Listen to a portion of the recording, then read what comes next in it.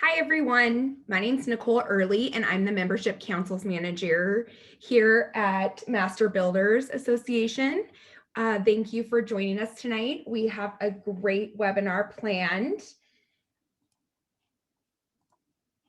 If you guys have any IT difficulties or any questions, please be sure to use the chat box, and we will try and help you with any of the problems that arise. Also, if you look in the chat box, there is a few notes to help make this event run more smoothly for you.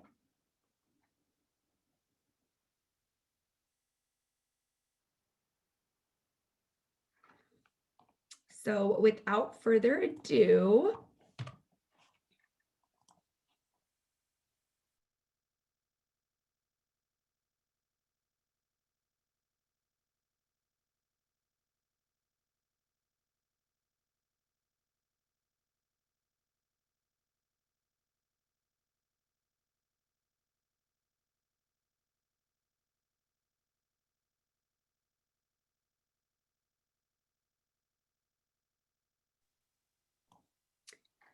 okay. Hi, everybody. Sorry. Can you hear me now?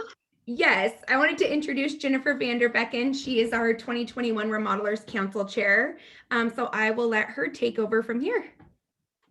Fantastic. Thank you so much, Nicole.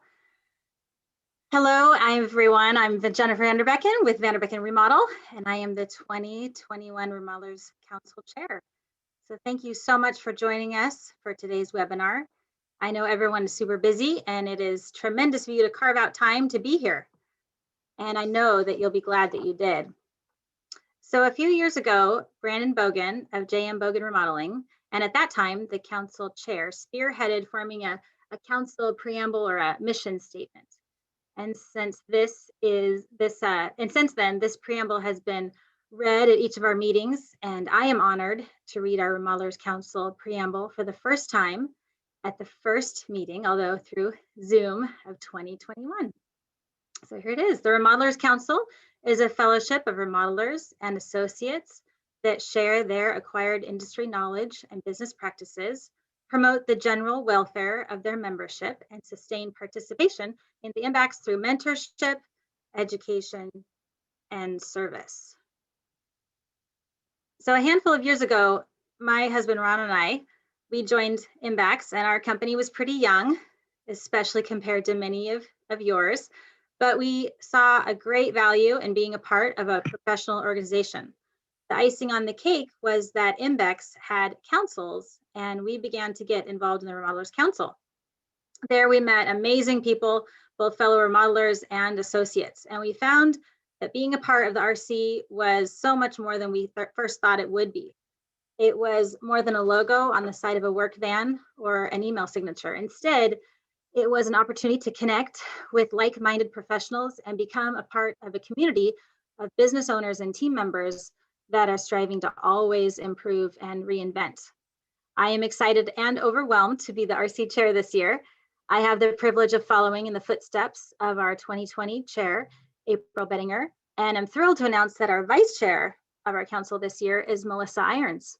So together, the three of us have been planning and talking through, along with Nicole, our expectations of the year, and our theme is the art of reinvention, because after all, we're all striving to be better and even more effective.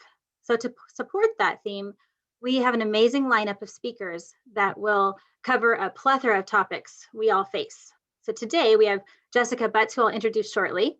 Then in February, we'll tackle marketing with Mark Harari, who recently published a book called The Lobster on a Cheese Plate, which is very, very good. And then Tim Fowler will be joining us in March and will present on managing client expectations through production.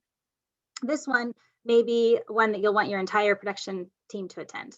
And there is so much more. There's Ari Winswig in April and Jackie Shaw on finances in May, on May 20th. And we have our Rex and T-Rex Awards June 12th that will be, again, virtual. And then in September, Victoria Downing will be here, and that will be our first in-person. RC dinner.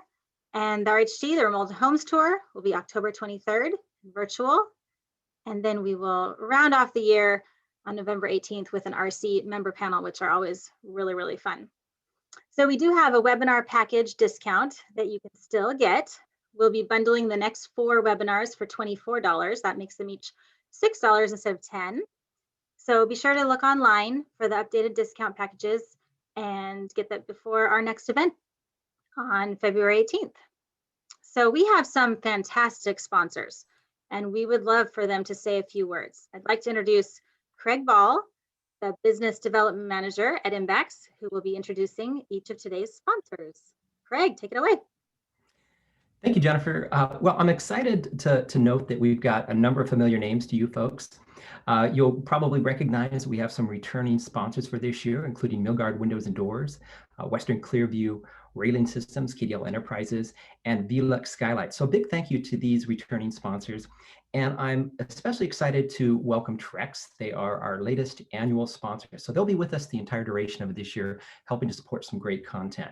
So without further ado, I'd like to introduce Miles Snyder with Milgard Window and Doors to say a few words. Miles? Thank you, Craig. Hi, everybody. Miles Snyder here, your local Milgard outside sales representative.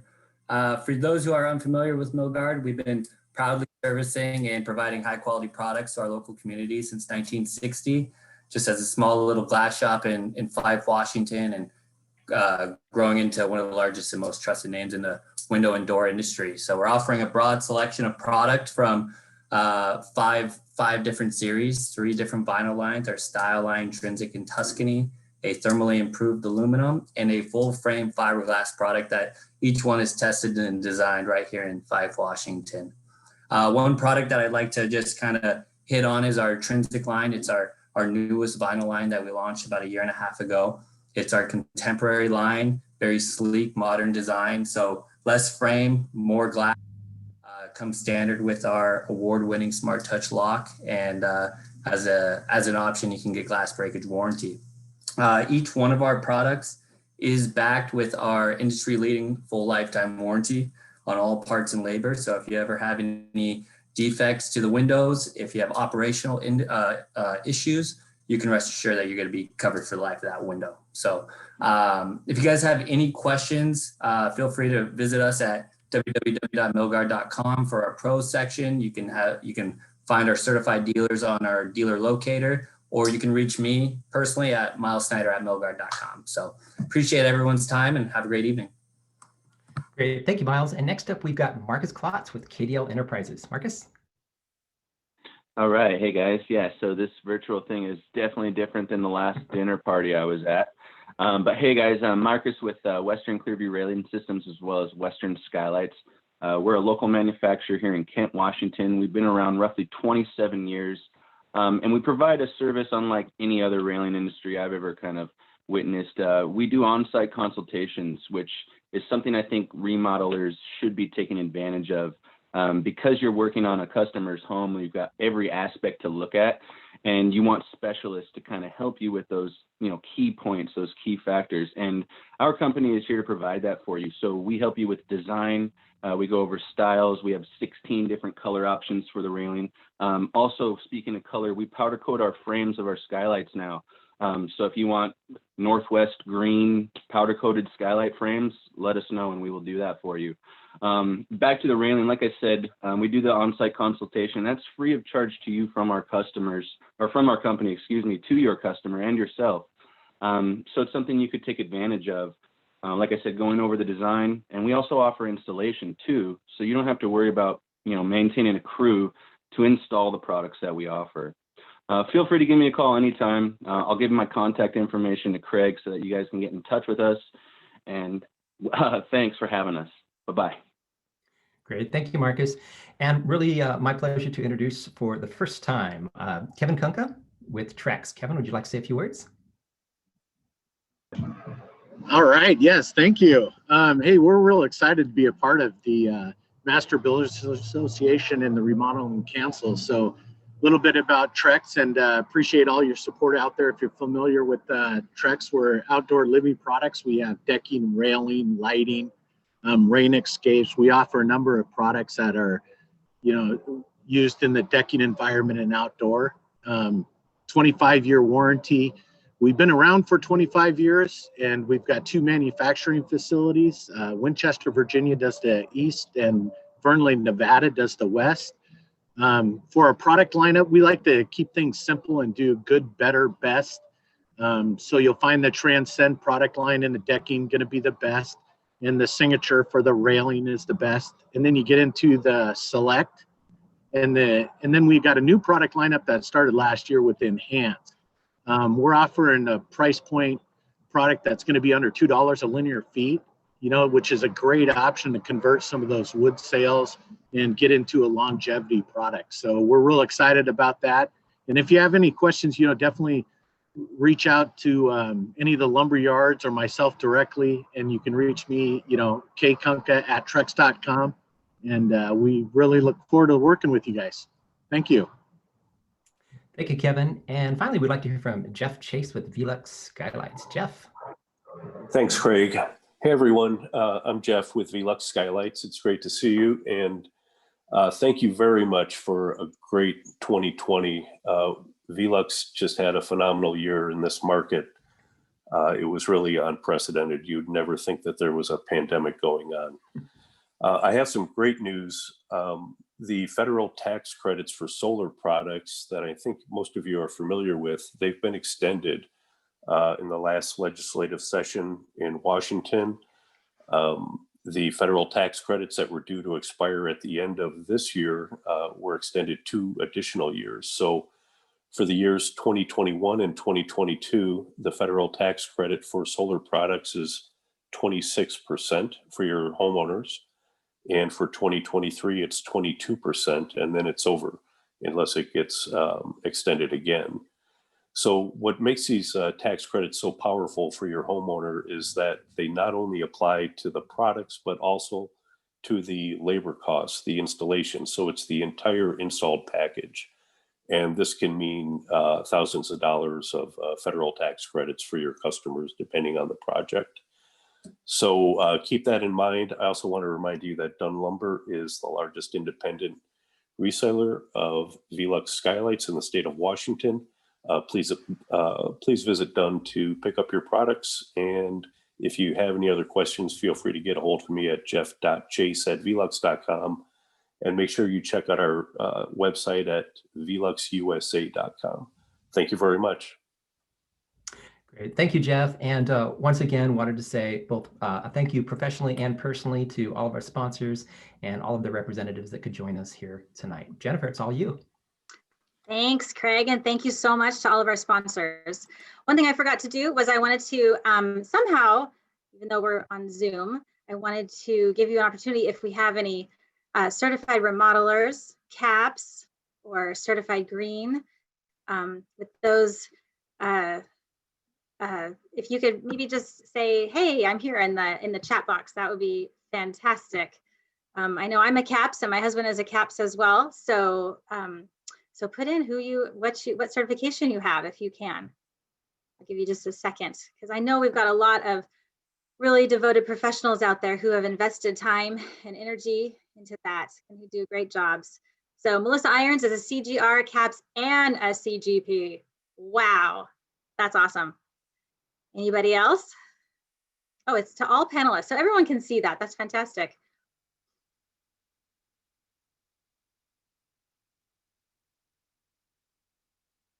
I know there's a lot of you out there. Well, feel free to keep putting those in there. That would be awesome. So we have a great webinar planned. Before I introduce Jessica, I want you to know that along with putting in your certifications in the chat box, you can type in any questions and we'll go through those at the end of her presentation. And I'm excited to do that. So Jessica Butts is the CEO and founder of Front Seat Life, where she helps inspire, motivate, and educate people to live their life from the front seat using their innate abilities. She is also the author of 2 popular books, Live Your Life from the Front Seat and Don't Do Stuff You Suck At. She's a former psychotherapist, now life business coach and Myers-Briggs expert, whose mission is to support others to accomplish, to inspire others to accomplish magnificent things by embracing their innateness. She shares her message around the country with her no holds barred manner, leaving the corporate world after 15 years to start her own company, has been the hardest and most rewarding challenge of her life. As an ENFJ, Jessica thinks outside the box, leads with her heart, and is obsessively organized. She's passionate about personal development, traveling, deep connections with those in her life, and helping create Oz for her client. So I would like to hand it over to Jessica. Thank you so much for being here. Hey, everybody. I'm so excited. So Jennifer, I'm going to share my screen if you want to stop sharing. Hopefully. Okay, great. Look at us getting so organized. Wow, I had a lot of stuff up today. So hopefully you can't see all my goodies. All right, everybody. Hi, I am Jessica. Thank you for that amazing introduction. It's always funny hearing that about yourself. So, all right, let's see. Okay, Jennifer, can you give me a thumbs up if you can see my screen? We're ready to go. Awesome. Okay. Hello, everybody. I'm excited. This is going to be a really, hopefully fun, possibly a little triggering, because we're going to talk about stress and we're going to talk about reinvention. You now know quite a bit about who I am. I am a pretty nerdy Myers-Briggs expert, former psychotherapist, and my BHAG, my big, hairy, audacious goal is to get really everybody, parents and humans and couples, and especially business owners, to stop doing stuff they suck at, understand their innateness. And so when April Bettinger actually reached out to me from Nip Tuck Remodeling, asked me to do this and wondered if I was interested, she was talking about, you guys are interested in this theme of reinvention. I mean, and I don't know about you guys, but I heard somebody say that 2020 was great. That's awesome. And for a lot of us, it was extremely challenging. A lot of pivoting, a lot of stress, a lot of, homeschooling and staying at home and running our businesses, and the pandemic and lots of different things. So I'm going to talk to you.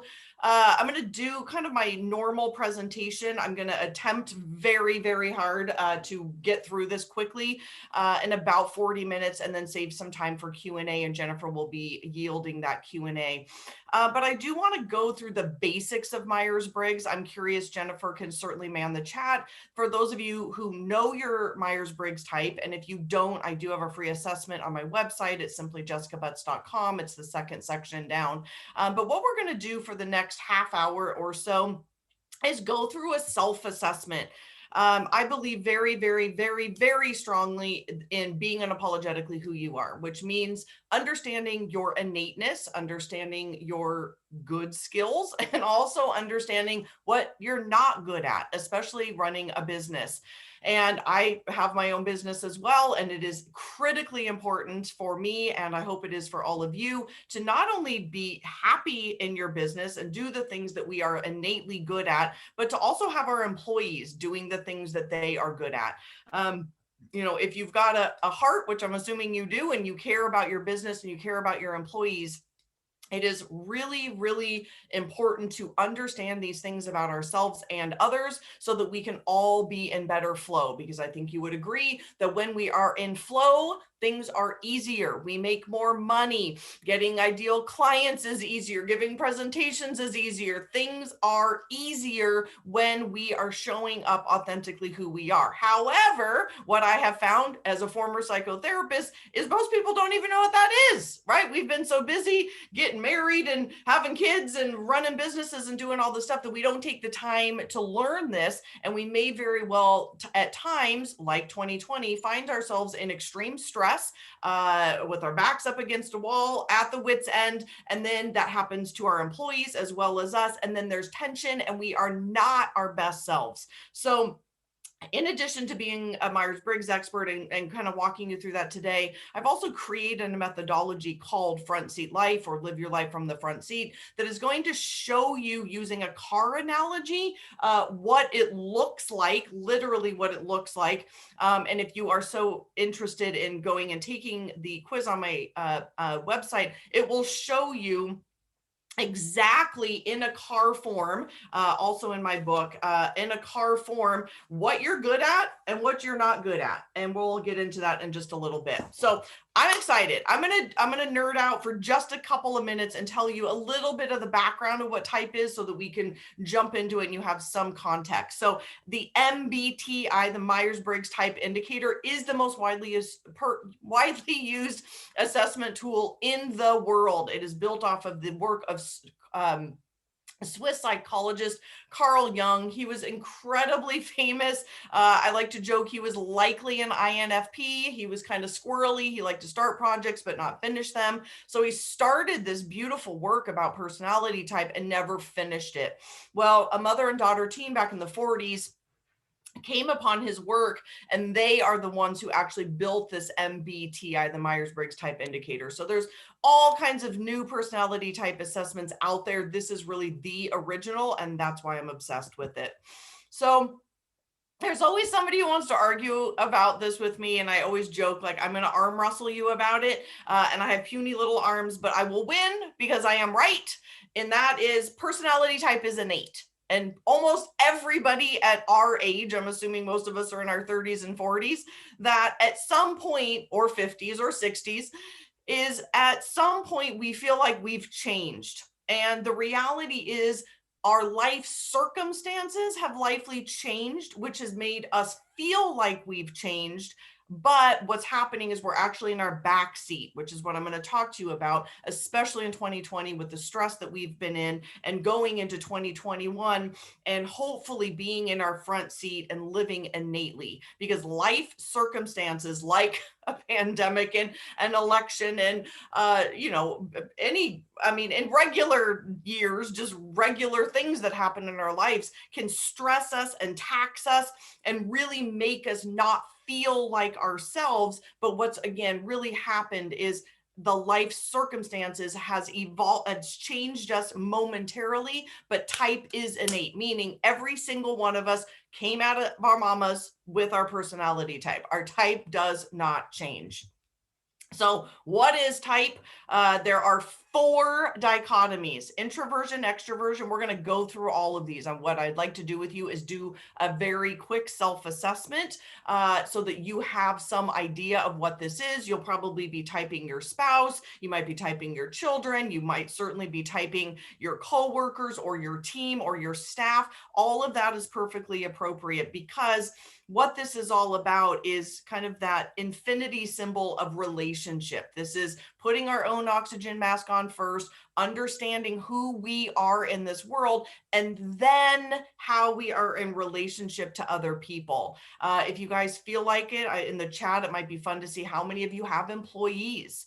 And so that is a relationship. You and that employee have a relationship. And so understanding that you might be extroverted and you are an external processor, and your employee is an introvert, and they may very well be introverted and have a harder time opening up, and knowing that there's nothing wrong with them, but understanding by putting our own oxygen mask on first, being awesome business owners, being awesome bosses, being really great entrepreneurs, by understanding who we are, how we are our best, what our back seat looks like, and then also getting the best out of our employees. So again, the 4 preferences are things that we're going to go through in just a second. Let me take a sip of water. Hold on. I will also add that each of the preferences, each of the dichotomies that we're about to talk about, they have a scale of preference, 1 being the least strong and 30 being the most strong. So if you were to ever take the actual MBTI assessment, it's a little bit expensive and only certified professionals can give that. So I typically have to have you be an actual client to be able to offer that as a service. But you could get that actual scale of preference, understanding how strong or slight your preference is. So as we go along on this, I'd love all of you to think about a teeter-totter, and the ones are kind of in the middle. And as you go out on the teeter-totter, they get stronger. So if there's a 30 over here of extroversion and a 30 over here of introversion, they don't get each other very well. They're really, really far away from understanding each other.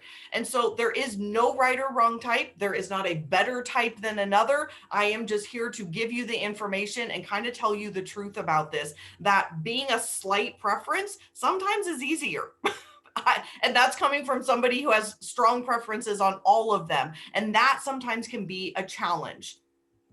So let's jump in. If you don't have a pen and paper, I would suggest just going and grabbing one quickly or getting it out now, because what I'm going to ask you to do, and again, you know, how you do anything is how you do everything. If you don't really want to do this, no skin off my back. I can't even see you guys right now, but if you're here to learn, there's 29 of you, you're taking your evening to do this. I'm assuming that you're in. So thank you for that. And I think it's awesome. And I love business owners like you that are super interested in growing and evolving as business owners. I think it's what makes being an entrepreneur so awesome. So thank you for that. So we're going to go through 4 dichotomies right now, again, pretty quickly, because I want to get to some Q&A. And so there's so much more to this. I do want to say that right now. I am skimming the surface, but I want to give you an idea of what this looks like so that you can, again, put your own oxygen mask on first, really understand who you are. And so during this, I'd like you to write down either E or I for introversion or extroversion, and then where you think you fall on that scale. So are you a super 30 or are you a slight 1? And then again, you know, if you are, you know, an A+ student, it might be fun for you to think about your staff or, again, your partner or somebody in your life that this is also relevant for. Okay, so let's jump in. Introversion and extroversion is all about our source of energy. There's a lot of misinformation out there that introverts are shy or extroverts are loud, which is kind of true, but not always true. And really what this means is, again, it is our source of energy.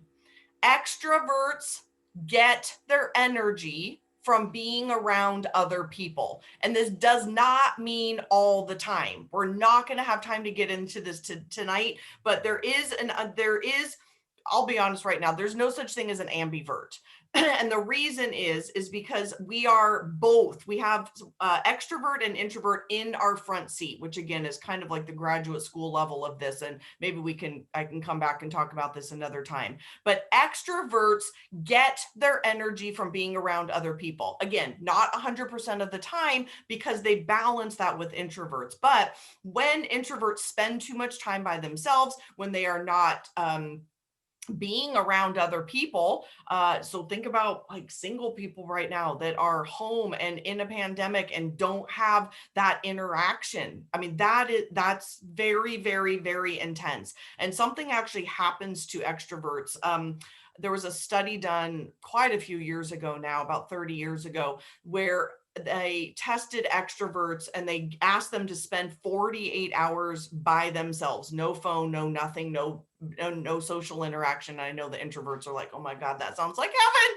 But the extroverts actually then got tested and found that they actually had some very dark thoughts, is the way they described them. So they were suicidal, some of them even.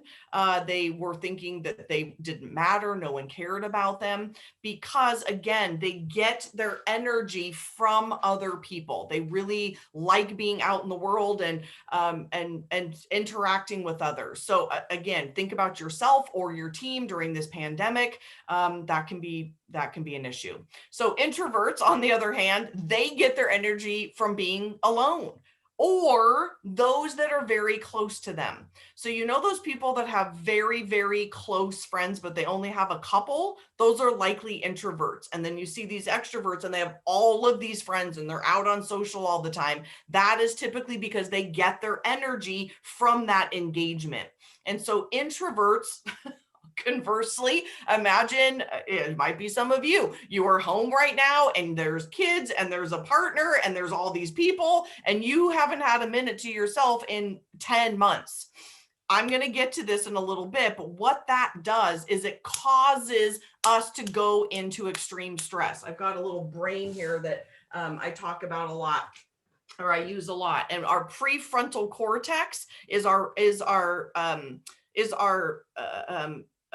rational brain, and then this brain stem is where we go under stress. And so with this prolonged stress, with your own company, with your employees, understanding just this very first dichotomy of where they may be going under stress. And we'll get to this in a minute, but not surprisingly, our brain response is the exact opposite of who we normally are. So I'm going to save that for next. So go ahead and write down. I know this is a brief explanation, but again, there's a free quiz on my website and I just want to get as much in as I can. So if you are feeling confident, write down E or I, and then on the scale of preference, how strong you think you are. And again, let this be from your best self place, not the place of, oh my God, I've been locked up for so long. But imagine possibly before the pandemic, possibly before 2020 or January of 2020, maybe a year ago. Think about where you were. I was getting ready to go to Disneyland, which seems hysterical now, right? That is a different world. That is when I was more my best self, especially as an extrovert. So think back about when you are your best self, which of these you are. And then Jennifer, if you want to play and have some fun in the chats, I always think this is a super fun place to pause. If we were together in person, this would be an excellent time to see some hands and have some interaction. But again, we live in a different world right now. So I'm going to move on to the next one because this is a really, really, really big dichotomy. And most people don't know anything about this. If you've never even heard of Myers-Briggs, you've never heard this, but most everybody's heard of introversion and extroversion. So this dichotomy is about how we take in information.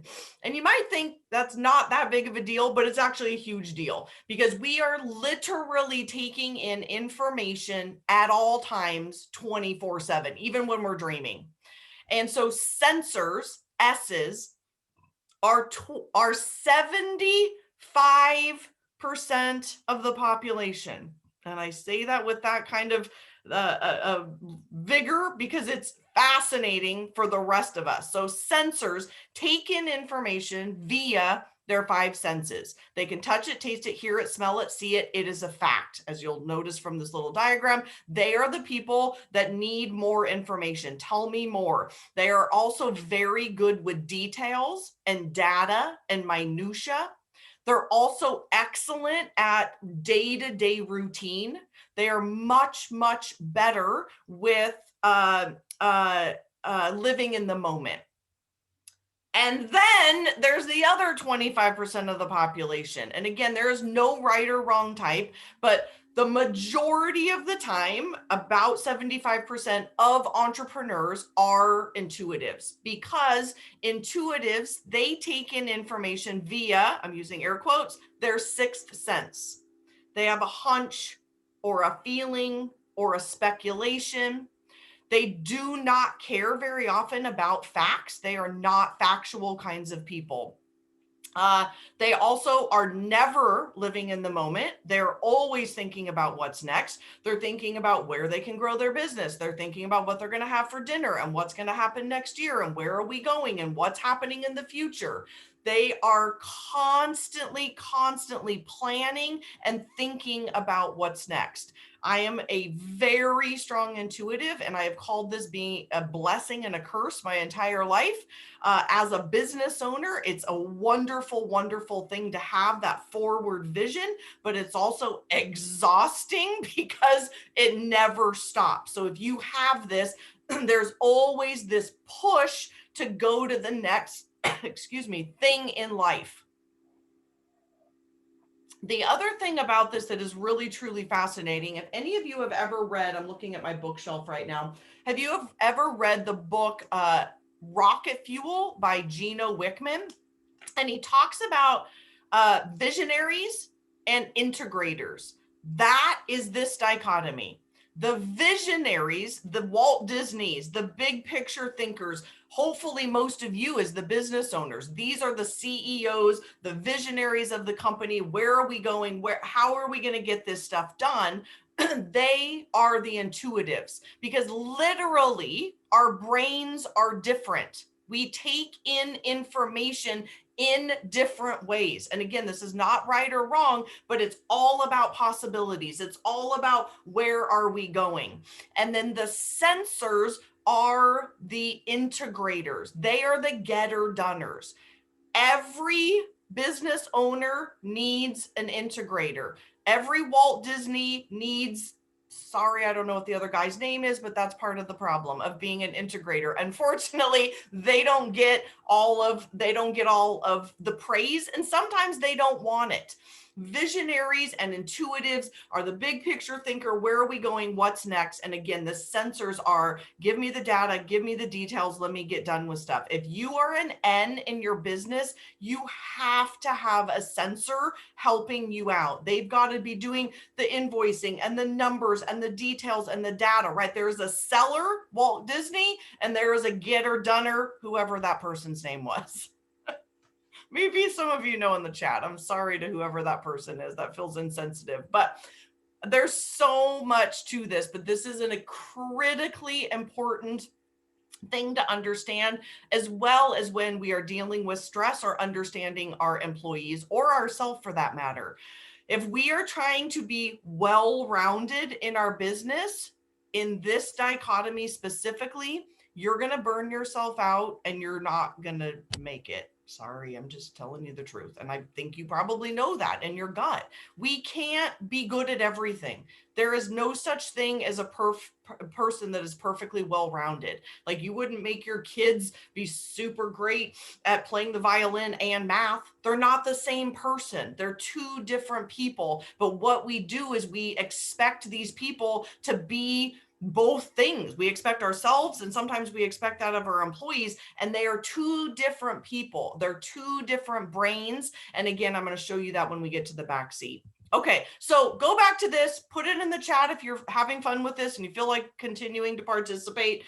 Are you an S or are you an N? And obviously you've noticed that I is already used for introversion, so Myers-Briggs use N for this one. So it's S and N on this dichotomy. And then decide, what are you? And then maybe this might have been an aha for you. Oh my God, I need to hire somebody. In fact, today, just literally this morning, I did a masterclass over in the Front Seat Squad. If anybody's interested in learning more about this, I've got a free Facebook group, and I literally did, or it's actually on my business page too. That on my business Facebook page, I did a who to hire masterclass, because I get asked this question more than anything, probably, is like, if I'm this type, who do I hire for my business? So there's lots of information there. Okay, so let's talk about thinking and feeling. We're not going to spend as much time on this one because I want to get to the car analogy. But now that we've taken in information via our sensing 5 fingers, like I can touch it, taste it, hear it, smell it, see it, facts, or I take it in via my intuition and big picture and, you know, my sixth sense. Now it's all about, how are you going to make decisions? And this is all about decision making, not who you are as a human being. I want to be very clear about this, because sometimes people get weirded out by this. To oversimplify this, thinkers make decisions with their head and feelers make decisions with their hearts.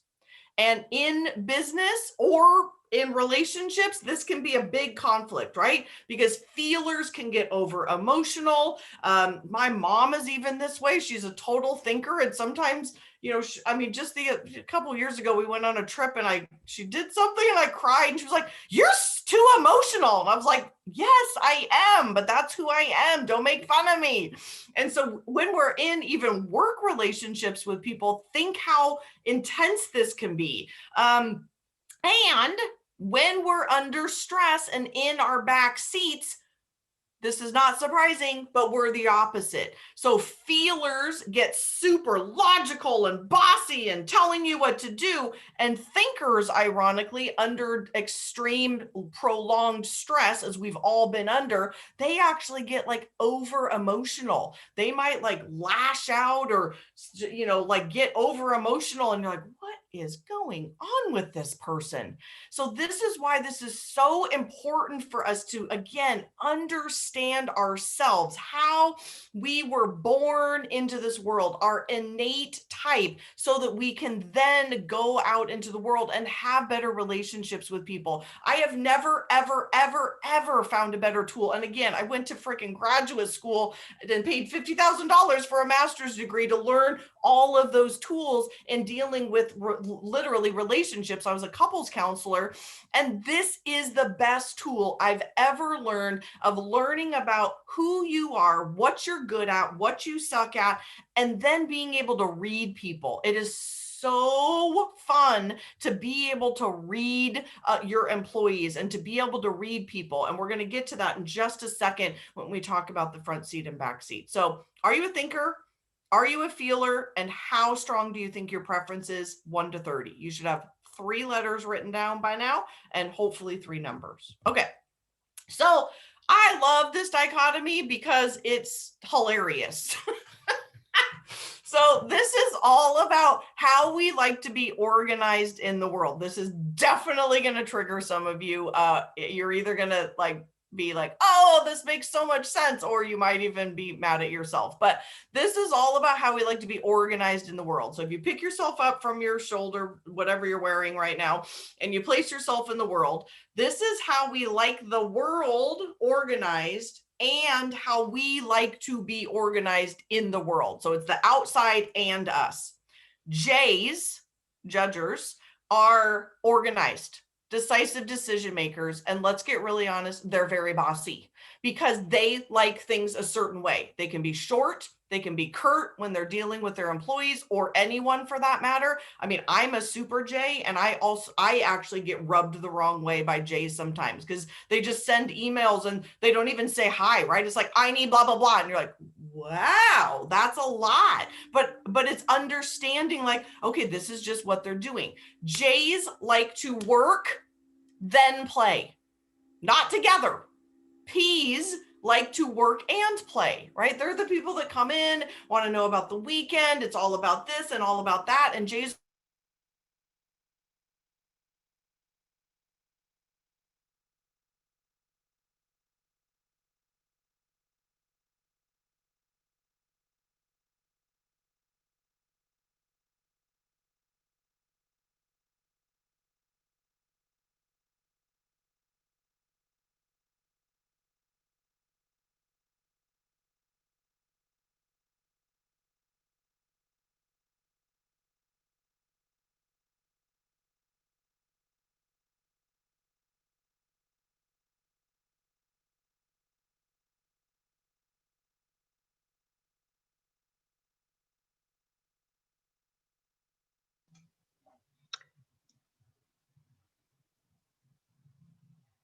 Please be patient. We are working. Hi, where'd you lose me? I'm so sorry. Technology, where'd you lose me?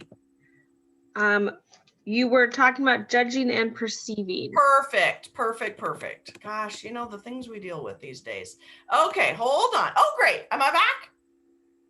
Yes. Okay, great. Yes, awesome. Okay, so P's they are the opposite. They are completely undaunted by surprise. They are go with the flow people. Don't worry about it. We'll figure it out. And this is the only dichotomy that does not have a place in the car, meaning we have to learn how to balance this. We don't get to say, I suck at that, and therefore I'm not going to do it. J's have to learn how to chill out, quit being so bossy. They're the ones that there is one way to load the dishwasher, and this is the only way to do it. That is not true. We can get rid of our controllingness and let other people do things sometimes the way they want to do it. However, P's, They need J's in their life. They need structure. They need systems and structure and singular focus. I mean, I'm a coach and literally I have a system called the 3S method for my perceiving clients because they are squirrely. They're like, let's go over here and let's go over here and let's go over here. And sometimes the visionaries of the company are actually the perceiving types. They're a little more flitty and let's do this. And they have grandiose ideas. And it's so wonderful until they don't get things done. And then this can be a huge, huge conflict. So I have called judgers the doers. They are much more comfortable doing. It is their preferred way of being in the world. They are checking things off a list and let's get stuff done and let's go and let's go and let's go and let's go. They're very ambitious. And then perceivers can be perceived, not that they're not ambitious, but they can be perceived as a little flighty and a little go with the flow. And so if you happen to be one of those as a business owner, I would highly, highly, highly suggest having an SJ assistant or an integrator to help you get stuff done.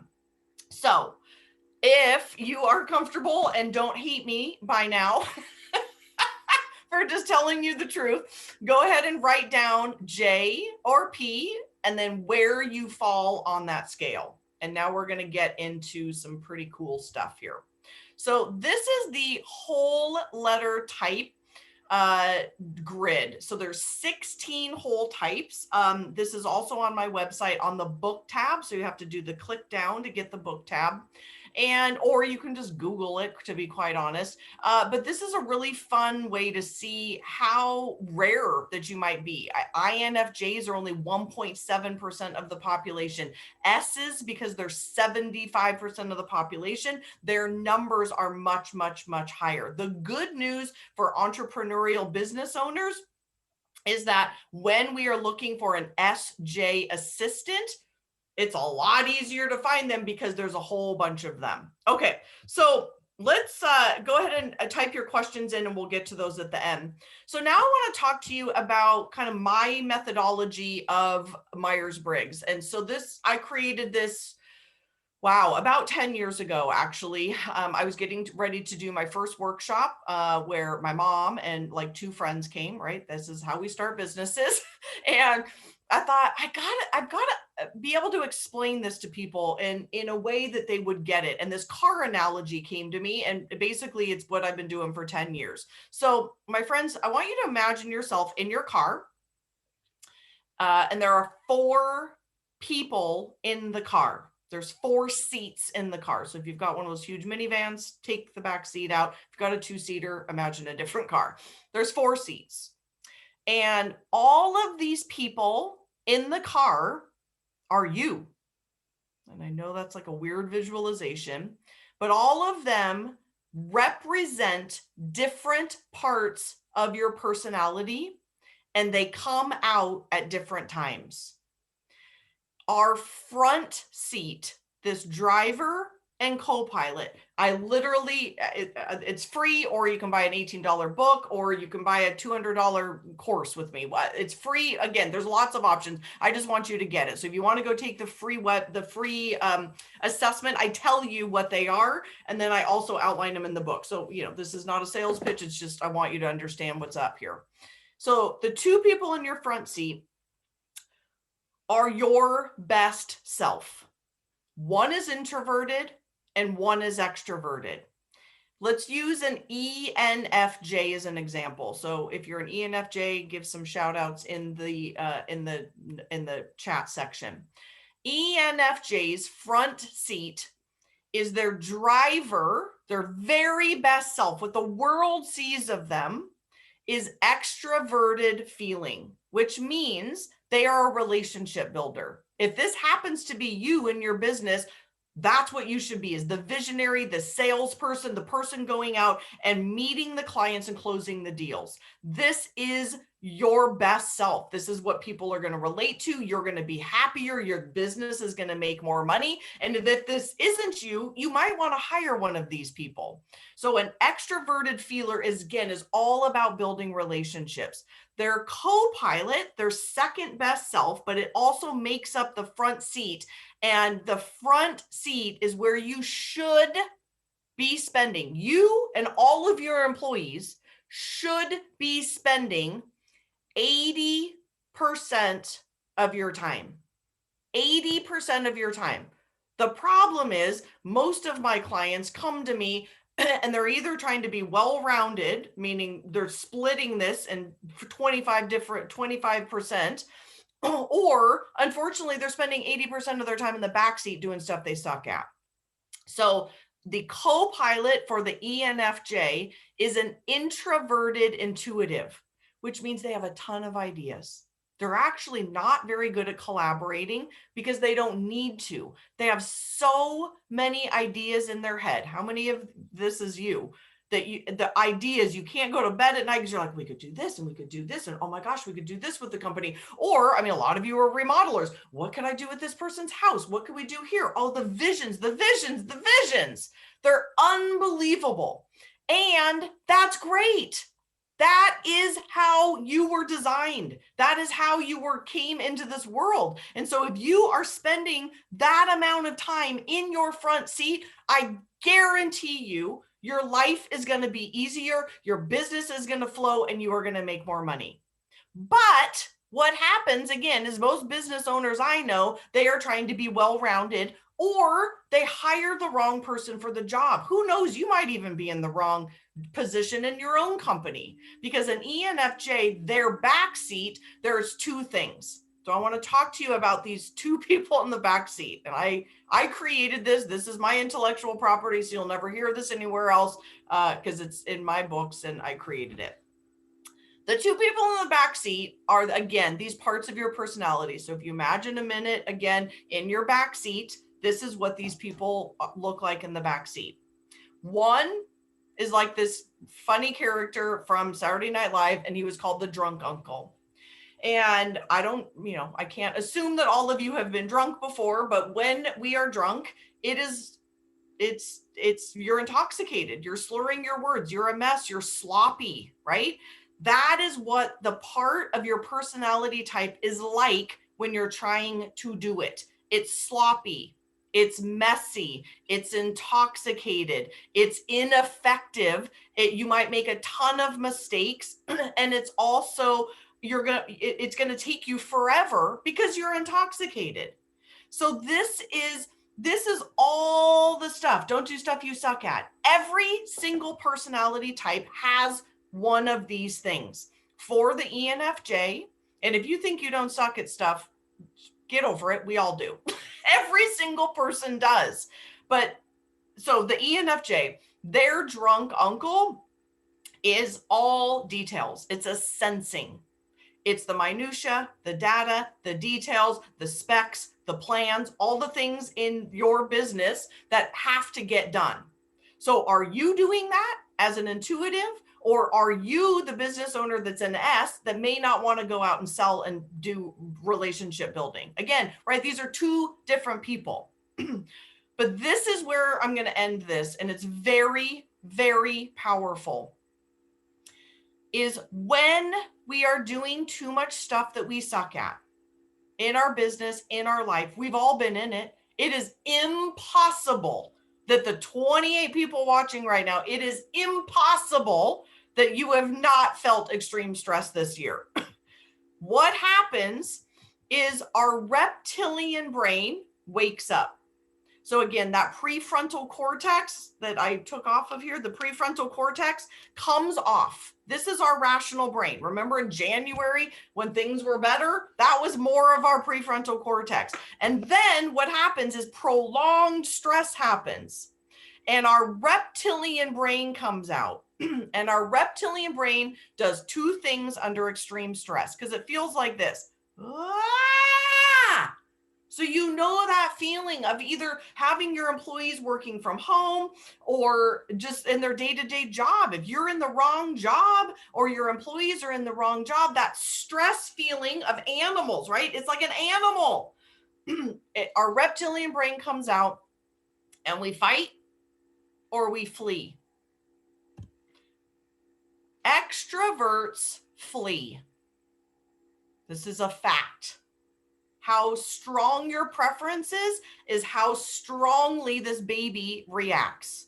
An extreme extrovert really wants to hide. They don't want to get out of bed. They don't want to deal. They don't want to run their business. They want to hide from the world. They don't want to be on social media. They don't want to be doing presentations. They don't want to go out and sell business. They are hiding. I know that this is really intense, but this is really important to know. You can start to witness this in people in your life. You can witness it in yourself. I know when it's coming. I have that feeling of I am doing way too much and I get stressed out, and then I start planning for like a retreat. But you can also watch it in other people, which is fascinating to be able to watch this in your employees, watch them, their normal exuberant self retreat and pull back. It's very intense. And it also gives you language and compassion, because unfortunately what people do sometimes is we pathologize people and we like to, what's wrong with you? Blah, blah, blah, blah, blah, instead of leading as a boss and an entrepreneur with compassion. I've noticed that you have been retreating or quiet. Is everything okay? Okay. So then the opposite happens for introverts. Introverts, their exact opposite happens. They get loud. They may lash out. They may scream. They may yell. They may be over emotional, but it's that fight and flee. These guys are fighting. Introverts are coming out fighting where extroverts are fleeing. So during this extreme stress that we have all been under, really understanding our type, putting our own oxygen mask on first, really knowing what it takes to get the best out of ourselves as well as our employees can literally change our lives, make our business in better flow, and make us all just really naturally who we're supposed to be. So that was a very, very quick 45-minute rundown of my life's work. And I am happy to answer any questions. If anybody has any questions, I think Jennifer was going to field any questions that you guys might have.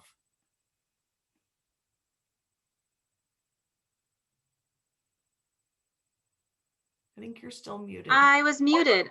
I did it. Okay. All right. Yeah, I have a couple here. One, and Gustus says, I've always had trouble with sensing intuitive thing. What if I feel like I'm stuck in the middle? Is that a problem? What do I do about this? Great question. Who asked that? Just so I can say their name.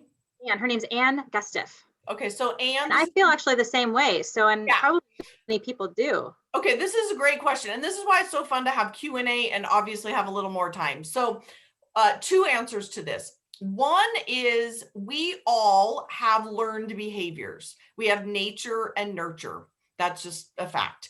And personality type is nature. This is how we were born into this world. And then all of us have a history. We have families and we have parents and we have things and we went to school and we've, had experiences, and that is the nurture piece. And so this is what's called learned behaviors. And a lot of business owners, especially a lot of women, like we are taught that we have to do a lot of things. We have to have a lot of roles. We are supposed to be feeling and logical, and we're supposed to, run a perfect household and be, go with the flow. There's a lot of different rules that we are supposed to follow. And so that is the first answer, is that there may very well be some learned behaviors that are going on in there. And I would encourage you, if you find this interesting, to spend some time pulling apart what is a learned behavior, what has been told to you that you should be that way. And all of us have shoulds. All of us were raised with parents that said, you should be an accountant, or you should be this, or you should be that, or you should be an artist, right? And then we realize, oh, I got to live my life my way. So there's some interesting parts of pulling it aside as the person that you are, and for you, Jennifer, and anybody else, is who you are versus what are the learned behaviors. And then second thing is, you might just have a slight preference, and that's perfectly wonderfully okay. You always have a preference, meaning you are at least 1 on the scale of S or N, but it is, I mean, it's not a terrible thing to be in the middle. It can actually be very, very helpful when running your business. But if you're interested in it, I'd encourage you to just dig in a little bit more and figure out like who you were as a little girl, maybe, or a little person. Yeah. That is awesome. Thank you. So Gina says, what are some of the best methods to keep that baby in the back seat from taking up too much space in the car? What a great a massive test of this. Yes. Yeah, great question. So the short answer is doing as many front seat activities as possible. That means figure out what that is, figure out your type, and then what are those things? And then cutting out as many things as humanly possible in your back seat. And I will also say learning what your baby in the back seat needs. So you'll notice that there was 80% in the front seat. And so that begs, where's the other 20%? And the other 20% is your baby in the back seat moments. It's going to happen. We're going to get exhausted. Someone's going to hurt our feelings. We're going to have a difficult day. That is absolutely going to happen. But learning what our baby in the back seat needs. Normally she needs rest. She might need to go, to one of those centers where you throw things. She might need to go work out. She might need to go for a run. She might need to beat up a pillow. She might need a day of pizza and Netflix. She might need a day alone. And so it's learning how to honor what that 20% needs. I've got a saying of 80-20 rest, 80-20 rule of rest, that we have to be resting 20% of the time. And if you've never calculated how much time that is, it's shocking. It's a shocking amount of time. And in, the entrepreneurial world, and certainly in America, we don't respect rest very much. So those are 2 ways to do that. I hope that was helpful. Awesome. Jeannie. So Nicole is wondering, Jessica, what do you think of the Enneagrams? Oh, yeah. And what is yours, if you know it, and how do they compare to Myers? Yeah, I actually don't know that much about it. I'm a big believer in like staying in your lane, like do what you're really good at and then don't fart around in other stuff. So I let Enneagram experts be Enneagram experts. I am certainly not one of them.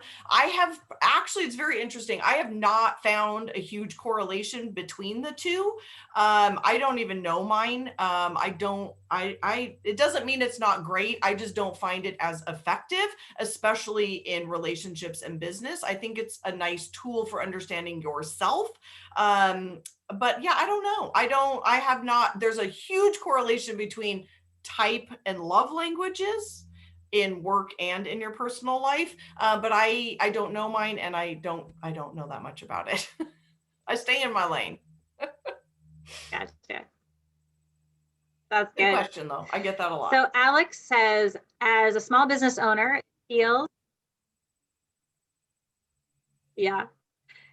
Alex says, as a small business owner, it feels like you're constantly into situations.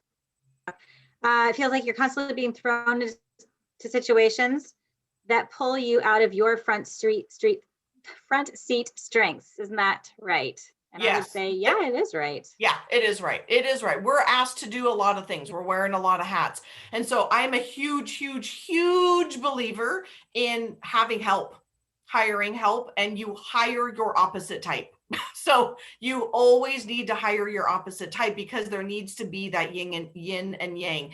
And I was a small business owner and I started my business, and I certainly get the whole feeling of like, I can't afford it. And my whole thing is you can't afford not to, because in your front seat, things are easier. It's in flow. It's where you make money. It's your passion, and your opposite type, that's also their front seat. And so the amount of time and energy and resources you save by only doing what you're good at, and again, not doing stuff that you suck at, it takes time. It takes time, I will say that. And it will save, I think it saves small businesses in the long run, for sure. It saves burnout, and it just saves you time and energy. And it also allows you to have a life.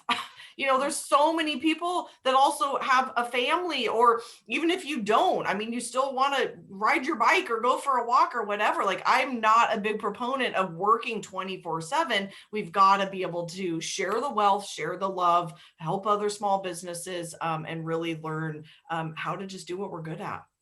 Absolutely. Yeah. Gina also says, since our type doesn't change, does the level in which we are in each of the categories shift on the scale to higher or lower? Who is this person? These are the best questions ever. Wow. That is a graduate school question right there. Yes, they do. Actually, they do. We mature and we evolve, for sure. And so, where as an extroverted teenager, I'm very aware that I was the most annoying person in the history of the world. And I have learned through maturity and evolving, right, that is not always what you do. You learn to chill, you learn to be quiet, you learn to spend time by yourself, you learn when your place is, those kinds of things. So I think that we absolutely evolve.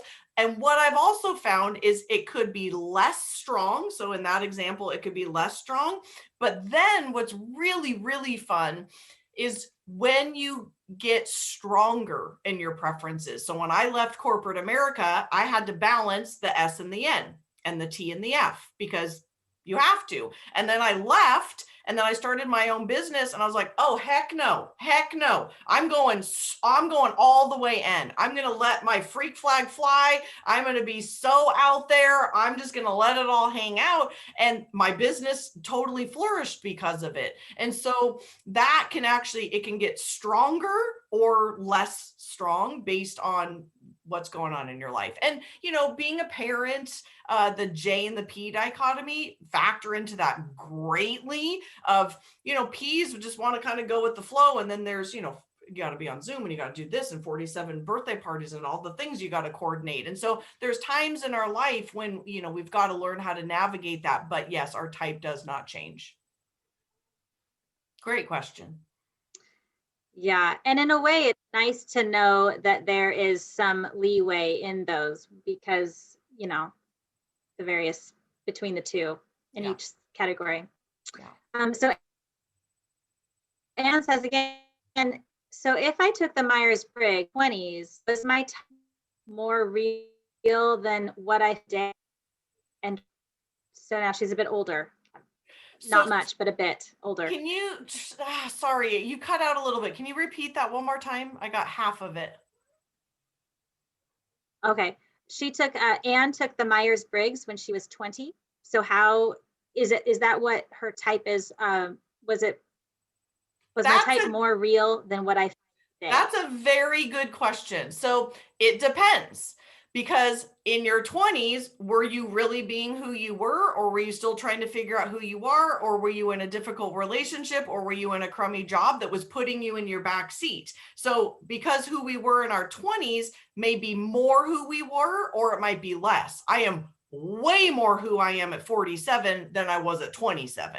And so I think we're more who we are at 7 than we are at 27. And I think it gets better, right? Like we get older, we just care about stuff less. We just become more of who we are. And so I don't know the answer to that. There's people who are going through divorces or quarantine or difficult job things at 47 that may again put you in your back seat. So I don't think something at 20s necessarily dictates that. It's really when you are the most yourself. And I think running your own business certainly helps with that we get to just let it hang out. We get to be who we are. It's great. Because your type attracts your ideal clients too. Let me just say that. Like, don't bother trying to be vanilla. Like, the more interesting you are, the more niche you are. There's a saying, niche is rich, broad is broke. I mean, the more we are ourselves, the right people will come. I mean, there's people watching right now that are like, I can't stand this lady. That's okay. That's okay. It's totally fine, because then there's a lot of people who are getting a lot out of this. And that's all we can do is like show up and be our most self so that our ideal clients come. It's not about having everybody like us, or then no one's going to like us. Yeah. Right. You can never be all things to all people. So, yes. All right. Well, fantastic. Yay. Yay. We got any more questions? Or I think we're at time. I just want to be respectful of time too. Yeah, no, I don't have any more questions here, but. Perfect. Jennifer, there is one more question. Oh. Tracy asks, what do you do when your 13-year-old who has a desk in the office and gets reprimanded for playing video games ruins your energy while you are trying to run the company? Ooh, yeah.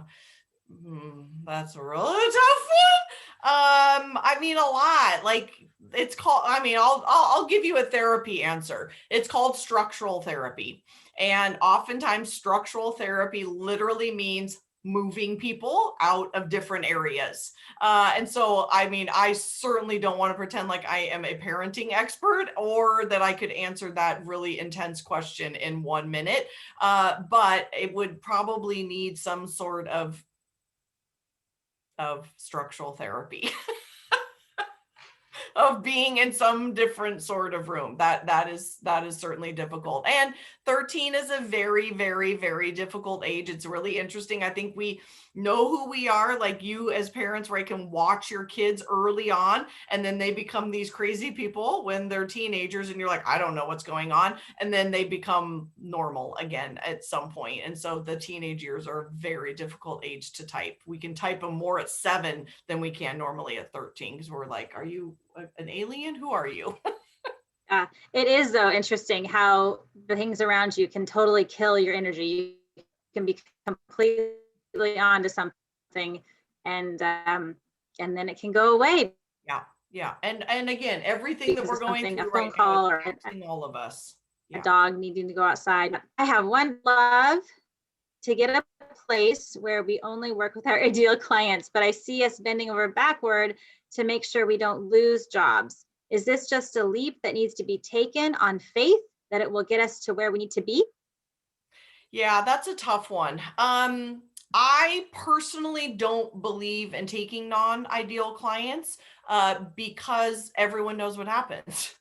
They take 90% of our time. I mean, there's a saying, 10% of our clients take 90% of our time. It's going to put you in your back seat. You're going to absolutely regret it. You're going to get super angry at yourself, and then you're going to do a disservice to all your other clients. That is what always happens, is all your other clients feel this wonky, gross, backseat, angry, anxious, mean energy. And so that, I mean, hey, we've all been there where it's been difficult. It's been difficult right now. Do we take that non-ideal client because they're paying us? In my experience, 100% of the time, with the hundreds of clients I've had and myself, we always regret it. We always regret it. It's just not worth the damage it does to you and your energy and your family. Because that's always the other thing, I think, is the amount of abuse that some people can put on us. There's no price tag on that, right? It's not a price tag to go home to your family, because what's going to happen is you're going to have to be in your back seat with that person. And then you're going to come home and you're not going to be your best self for however long that project is. I mean, what if you're working on this project for 3 months? Do you really want to put yourself in that situation where you come home and you're in your back seat for the rest of the night? It's tough. It's tough. Yeah, it is a leap of faith to do that, but I think it's worth it. Sure. Thank you, Alex. That's nice. Yeah, that's awesome. If anybody wants to know more, you can go follow me over on Instagram. I love me some Instagram. I'm Front Seat Life over there. I have not gone down getting on TikTok, TikTok rabbit hole. I just watch them. I can't do that yet. I have a website, jessicabutts.com, of course, but those are kind of my play areas. So go take the quiz if this is interesting to you. But yeah, I'm happy to engage with anybody over on Instagram. So thank you so much for having me. That is fantastic. Thank you so much. Yeah. This was amazing. Thank you everybody for joining us and being a part of the chat and the questions. I got a lot out of it. It's really, really good. Thank you so much. You're so welcome. All right. I am going to leave and go have a glass of wine and relax. Yeah, excellent. Thank you everybody for having me. Thank you. Well, I just want to thank all of our sponsors and thank you to MBAX for hosting this webinar. Milgard Windows and Doors, Western Clearview Railing Systems, Trex, and Velux Skylights. We really, really, really appreciate your sponsorship and your support. So thank you everyone for joining us. It was a great webinar and we will see you again next month. And we hope you stay safe and join us soon. Keep up to date on the website at mbax.com/events. Thank you. Have a great night.